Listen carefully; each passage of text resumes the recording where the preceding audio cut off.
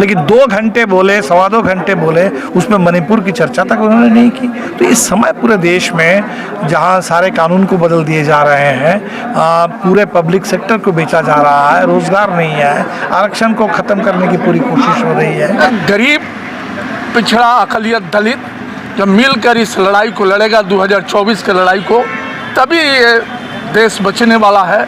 नहीं तो कहीं मणिपुर जलेगा, राजस्थान जलेगा, पूरा देश में जात धर्म के नाम पर, आतंकवाद के नाम पर लोगों का दमन होगा। इंडिया तो बहुत आगे निकल जाएगी। जिस तरह से जो इन्होंने जुमलेबाजी कर कर के लोगों को ठगने का काम किया, जनता मुंह तोड़ जवाब देगी। कि 75 साल देश के बड़ी मुद्दा लेकर के आप आए हुए सर, क्या कहें? देखिए, हमने पिछले 2 साल से देश के आज़ादी के 75 साल को लेकर के जन अभियान पूरे बिहार में चलाया है, 2021 के 15 अगस्त से लेकर 2023 के 15 अगस्त तक। और हमारी ये कोशिश थी कि आज़ादी के आंदोलन की जो पूरी विरासत है, खासकर बिहार में जो आज़ादी के आंदोलन चले थे, उस विरासत को भी इस दौर में सलाम करना। और जाहिर सी बात है कि उस आज़ादी के आंदोलन से हमें जो एक आधुनिक हिंदुस्तान का सपना मिला था, एक रास्ता मिला था, जो संविधान मिला था, लोकतंत्र मिला था, जो आज खतरे में है। तो आज हिंदुस्तान को इस खतरनाक दौर में देश के लोकतंत्र पर हमले, संविधान पर हमले, लोगों की रोजी रोटी पर हमले, इतनी महंगाई, इतनी बेरोजगारी, तो इस दौर में आज़ादी से ऊर्जा लेकर के, दिशा लेकर के आज का रास्ता तय करना।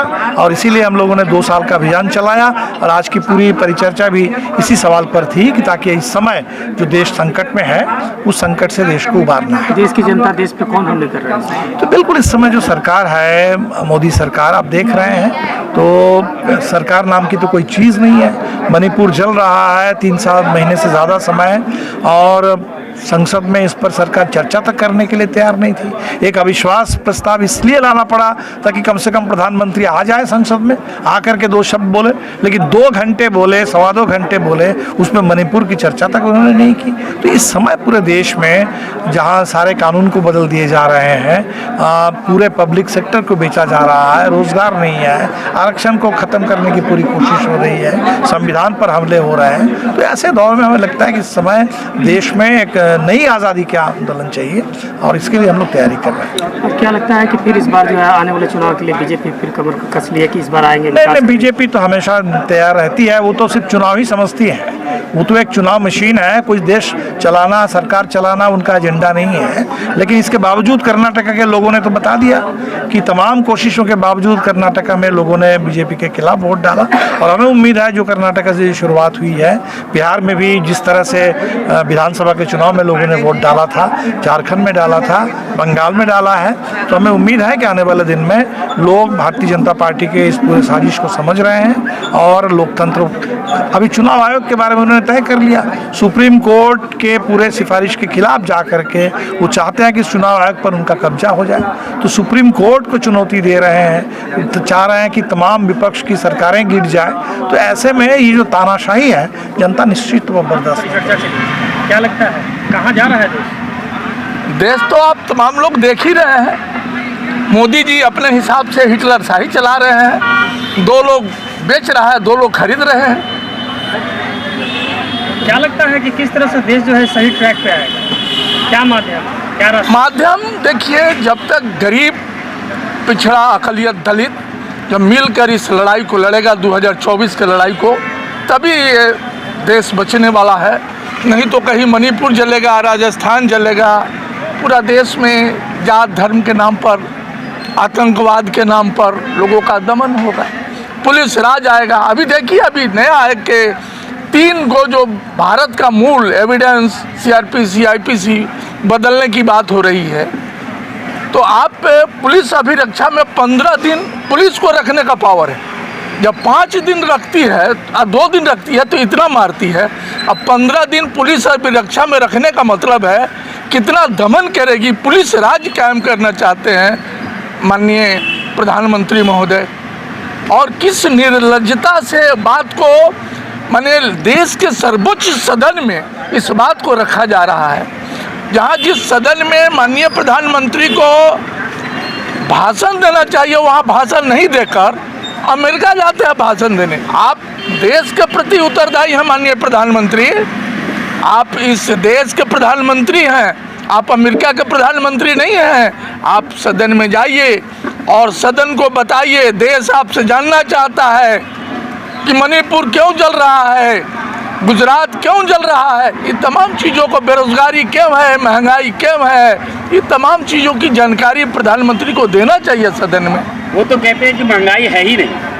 अच्छा, तो एक बात, चूँकि आप लोग तो पहले ही शर्मान लोग हैं, मीडिया के बंधु हैं, महंगाई नहीं है, माने 110 रुपये पेट्रोल है, 1300 रुपये गैस सिलेंडर है। अब क्या, कैसे महंगाई इनको समझ में आएगी? अब महंगाई का क्या मापदंड ही रखे हैं? रोजगार नहीं है। इस कोरोना काल के बाद हमारे नौजवान कहाँ जा रहे हैं? उनके पास रोजगार है करने के लिए? कुछ तो है नहीं। हमारे बीटेक, एमटेक, जो एमसीए और बीसीए करके जो हमारे नौजवान रोड पर हैं, 500-1000 रुपये का नौकरी करने के लिए। अब बताइए, एक नया कानून, मित्रों मैं बता दूं, ये जो 4 साल का नौकरी, ये कहीं सुने थे आप लोग? 4 साल की किसी की जिंदगी होती है? अग्निवीर और न्यायवीर, क्या क्या वो जो बना रहे हैं, ये होता है क्या? ये 4 साल का कौन सा जिंदगी जीना चाहते हैं? सर, देश किधर जा रहा है और जो गलत ट्रैक देश माननीय मोदी जी के नेतृत्व में देश रसातल में जा रहा है। जातवाद और धर्मवाद के नाम पर लड़ाया जा रहा है। मेन मुद्दा से नौजवानों को भटकाया जा रहा है, उसको जात का अफीम पिलाया जा रहा है। अपना सर, आप अपना परिचय। मेरा नाम प्रेम कुमार पासवान नाम है, मैं हाई कोर्ट पटना में। ये बहुत बड़ा मुद्दा है, लेकिन क्या लगता है आने वाला चुनाव जो है देश का भविष्य तय करेगा क्या?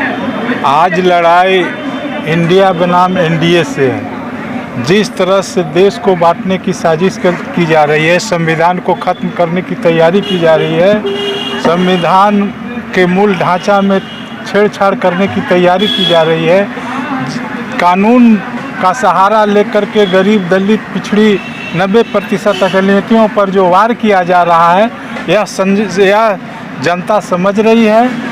आज महंगाई, बेरोजगारी, शिक्षा को सवाल आज जो है, आज बेरोजगार नौजवान आज सड़क पर घूम रहे हैं। जो इन्होंने, जो मोदी जी ने अपने वादा किया था कि हम 5 करोड़ लोगों को रोजगार देंगे, महंगाई को ख़त्म करेंगे। पहले कहते थे कि सिलेंडर का दाम आज जिस तरह से उछाल पर है, वो कहते थे कि महागठबंधन की सरकार में हम आएंगे तो इतना कर देंगे। वो तो आज जो सिलेंडर का दाम है, गरीब के बस की बात नहीं है। आज गरीब फटहाल बेहाल है।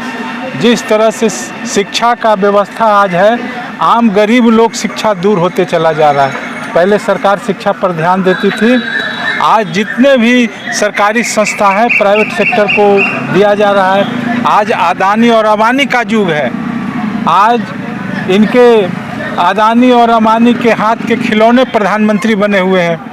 महंगाई घटेगी तो कैसे घटेगी? जब तक वो अदानी अंबानी से जब तक आश्वासन नहीं लेंगे, जब तक उनके बजट का प्रावधान नहीं करेंगे, तब तक यह महंगाई का सवाल ही नहीं होता। अब विशेषकर वर्तमान सरकार से तो महंगाई कम होने का सवाल ही नहीं है। सरकार बदलेगी, समाज और देश में परिवर्तन आएगा।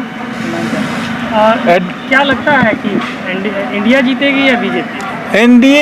इंडिया तो बहुत आगे निकल जाएगी। जिस तरह से जो इन्होंने जुमलेबाजी कर के लोगों को ठगने का काम किया, जनता मुंह तोड़ जवाब देगी। सारे विपक्षी दल एक होकर के एनडीए को हराना है, समाजवाद को आगे बढ़ाना है। परिचय दीजिएगा sir. Advocate Kumar Uday Pratap Yadav, Patna high court, प्रदेश महासचिव राजद बिहार।